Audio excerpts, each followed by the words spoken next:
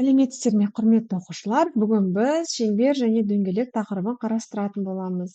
Сізге оны түсіндіретін мен Жазира Жасұланқызы. Шеңбер деп отырғанымыз қандай да бір циркульмен сызатын негізде кісінің.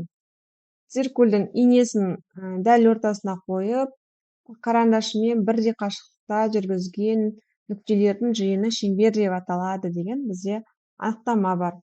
Сол центрінен шеңбердің кез келген жанына баратын нүктені, кесіндіні біз радиус деп атаймыз. Осы радиус арқылы біз кез келген жерінен радиус жүргізе аламыз.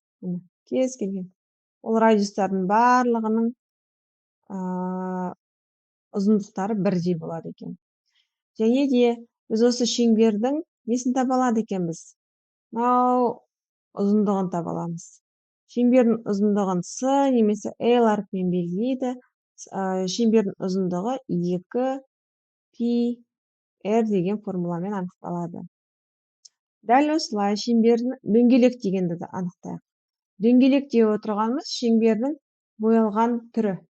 Яғни шеңбердің дәл осындай басқа осыға дейінгі айтқан анықтаманың барлығы дөңгелекке де қатысы бар. Және де біз оның несін таба аламыз?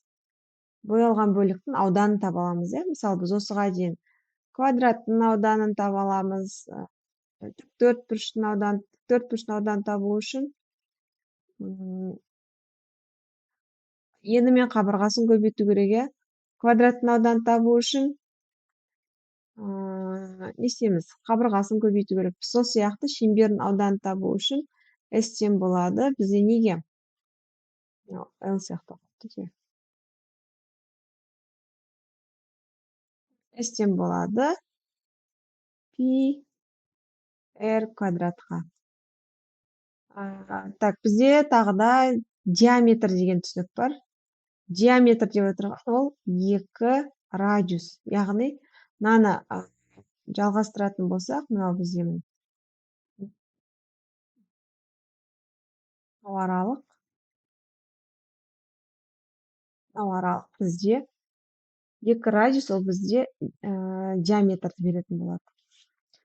Жақсы, бізге қажетті формулалардың бәрін анықтап алса, енді есептер шығаруда қолданып көрейік. Так, бізге міне шеңбердің радиусы берілген. Радиусы міне. Радиусы 5-ке тең. Осы шеңбердің несін табу керек бізге? Ауданын табу керек. Аудан формуласы π r квадрат. Бағана пидің несін айтпай кеттім. Пидің мәні бізде 3,14 ке тең. Яғни S-тен болады 3,14 көбейтілген 5-тің квадраты. Так, 5-тің квадраты бізде 25. 8,5 сантиметр квадрат болады. Ауданын таптық, енді ұзындығын табайық. Ұзындығы С тең бізде 2 π r. Тең болады 2 көбейтілген пидің мәні 3,14 көбейтілген r бізде 5-ке тең. 5 пен 2-ні көбейтіп алайық 10. 10-ды 3,14-ке көбейткенде 31,4 сантиметр. Және де диаметрін тапты. Диаметр ол бізде 2 r-ге тең. Яғни диаметр тең болады 2 көбейтілген 5. Ол тең болады 10 сантиметр. Жақсы, түсінікті, өте жеңіл. Радиусы 15 сантиметр болатын шеңбердің 6-дан 1 бөлігін құрайтын доған ұзындығын тап. Так, бізге белгілі, 15 сантиметр радиус белгілі, Так, бізге доға, шеңбердің бір бөлігін құрайтын доға, бізге мысалы жасылмен белгілеп қойыңызшы. Доға. Мынау аралықты бізге табу керек. Біз оны табу үшін біз жалпы шеңбердің ұзындығын біліп алуымыз керек. С тең бізде 2 π r деген формула бар. С-ны табайық. 2 көбейтілген 3,14 көбейтілген 15. Оны Ondan 2 сантиметр. Енді осының 6-дан 1 бөлігі, мысалы мына жерде қандай да бір К L дейтін болсақ, біз К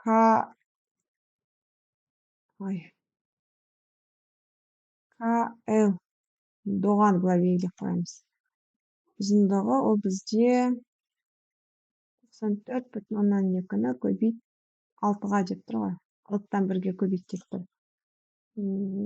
Значит, 6-ға бөлу керек, Яғни тең болады 15,7 сантиметрге. Квадраттың қабырғасы 45 сантиметр. Қабырғасы мына 45 сантиметр. Ал шеңбердің диаметрі 20 сантиметр. Боялған бөліктің ауданы тап. Яғни байқасаңыздар, сіздерде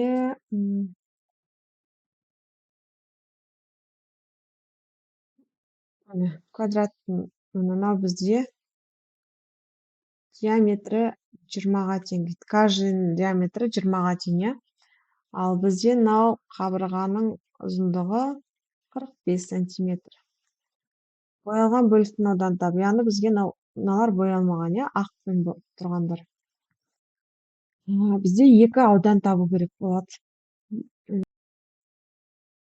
Шеңбердің ауданы табу керек, және де S квадраттың ауданы табу керек. Бірінші квадраттың ауданы. S квадраттың ауданы 45-ті көбейтеміз 45-ке, 2025 сантиметр квадрат. Енді шеңбер квадрат.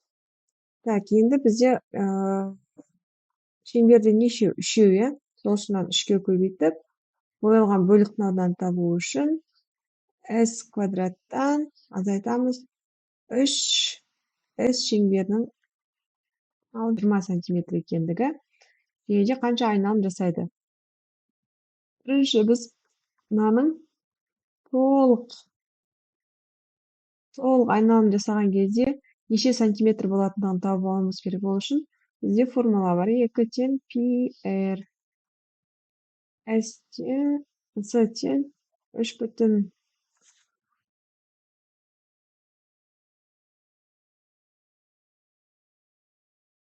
3,14 көбейтілген R бізде 20, тең болады. Көбейтеміз, қанша болады? 125,6. Енді бір айналым жасағанда осынша ұзындықты өтетін болса, 30 айналым жасағанда 125,6 көбейтілген 30 тең болады 68 есеп. Автобустың жылдамдығы 20 сантиметр. Оның доңғалағының ұзындығы 3 метр. Автобус доңғалақтары 30 минутта неше айналым жасайды? Так, біз бірінші 1 минутта қанша 60 секунд бар, Ал 30 минутта қанша? 30-ға көбейтсек 1800 секунд бар. Енді ол 1 секунд дегенде 20 метр жүреді. Енді бізге табу керек S-ті, қанша қашықтыққа баратын. Бізде жылдамдығы 20 метр секунд көбейтеміз 1800-ге уақытқа, V көбейтілген Т ғой формула бойынша. Сонда 36.000 метр, жалпы 30 минутта 36.000 метрға дейін барады. Енді бізге қанша айналым жасайтындығын анықтауымыз қажет. Так, ол бір айналымда есептің шарты бойынша 3 метрге жүреді, 3 метрге. Ал 3600 метрде неше айналым жасайды? 3600-ді бөлеміз 3-ке, болады 1200. Яғни 30 минутта автобустың доңғалақтары 1200 метр айналым жасайды екен. Жақсы.